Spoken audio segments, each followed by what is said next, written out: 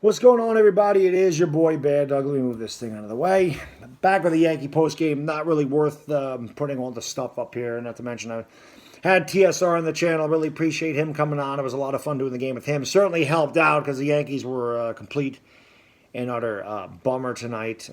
No doubt about that. But first and foremost, congratulations to the Boston Red Sox. They whooped our ass, and they will move on to the ALDS. Yeah, I mean, where do I start? I mean, I'm not going to scream, guys. I'm really not. I've said this in the live stream. The only thing that was really upsetting to me is losing to Boston. As a Yankee fan, you don't ever want to lose to Boston. Sucks. They've had bragging rights over us for a while now. We can't seem to knock them out of the playoffs. They've knocked us out a couple of times here in the past few years. So that always sucks. But if you've been watching my channel, watching my Yankee content, you know that I didn't think we were beating Tampa Bay anyway, so this is just going to give me my nights free as far as the Yankees go. What can I say? I mean, the Yankees, this is what they've been all year, guys. They are an all-or-nothing team. You don't win championships like that. I have screamed that from the mountaintops. This is why the Yankees they go through stretches. They're 2-8. They're 9-2. They win 13 in a row. They lose 7 in a row. They're 1-10. They're 9-1. Because when you're an all-or-nothing team, you are consistently inconsistent. You do not win playoff games like that. And tonight, how did the Yankees score their 2 runs? 2 solo home runs by Anthony Rizzo and Giancarlo Stanton. And I just want to say Giancarlo Stanton, amazing. This year, he was amazing. If he didn't prove himself to you Yankee fans this year, he'll never prove himself to you. Somebody actually told me at the end of the game, no, he only hits meaningless home runs. I said it's not a Yankee fan because Giancarlo Stanton, if it wasn't for what he did in Fenway when we swept Boston, we wouldn't have even been in this game.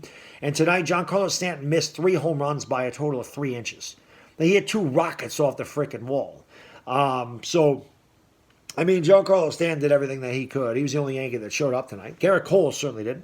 Scrub. I mean, listen, Garrett Cole's not good, guys. He's not good without Spider Tack. He got $324 million by cheating. Hey, let's be honest. He hasn't been good since. He can blame his hamstring all he wants. If your hamstring's not good enough where you're going to be effective, you tell your team, I can't go.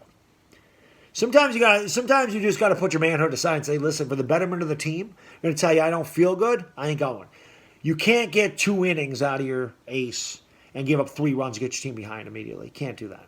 That's because then the Yankees are really going to start swinging for the fences. But listen, Aaron Boone's a joke. The lineup was a joke tonight. Tell me why Anthony Rizzo's leading off. You don't lead off Anthony Rizzo. Now, I know Brett Gardner had a bad night. Brett Gardner's a guy that takes pitches, works the count, usually puts the ball in play, and he can run. He leads off.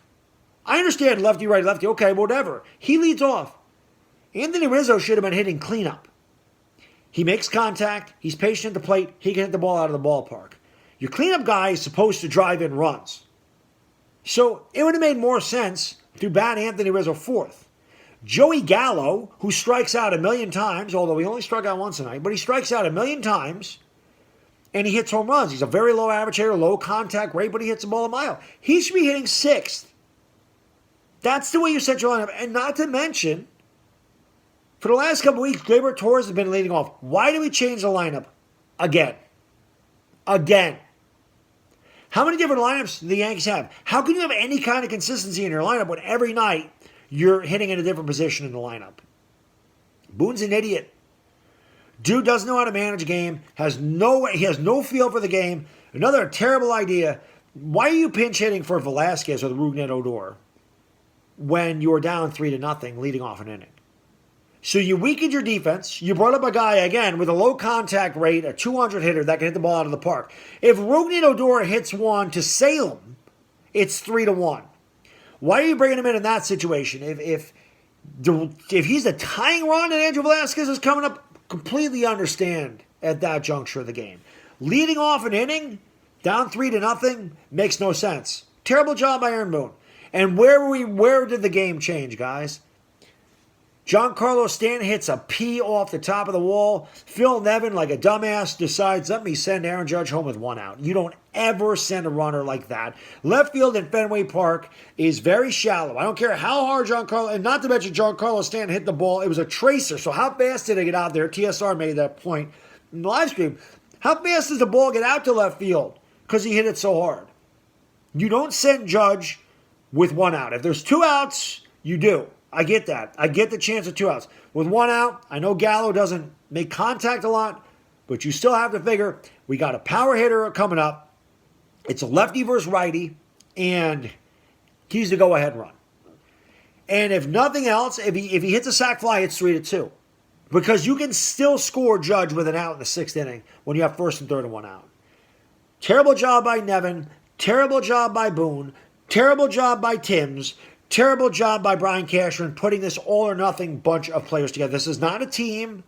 This is a bunch of all-or-nothing home run hitters that hit for extremely low average and barely make contact.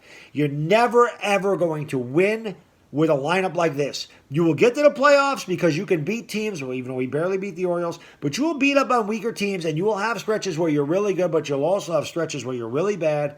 That is not how you win a championship. It's not. They didn't win it like that in the 90s. They haven't been back to the World Series since 2009 because this is the crap that they put on the field year after year. And this doesn't work, and they continue to do the same thing. Wholesale changes need to be made. Boone needs to be out of here. Sanchez needs to be out of here. Timms needs to be out of here. Cashman needs to be out of here. That's probably not going to happen, but these are things that have to be made for starters. And you have to figure out how to actually build a team that knows how to drive in runs without home runs and finds ways to score. When the Yankees were 35-11 during that stretch after the All-Star break, they stole bases. They were leading the league in stolen bases during that period. They were hitting and running. They were hitting sac flies. They were playing small ball. They were winning. And then they go back to trying to hit home runs, and you see the inconsistency that was the Yankees. So that's what the season was. Tonight was a microcosm of the Yankee season. It was a bad season. I know the Yankees are held to a different standard. There's a lot of teams that were killed to make the playoffs 5 straight years, win 92 games. I get it.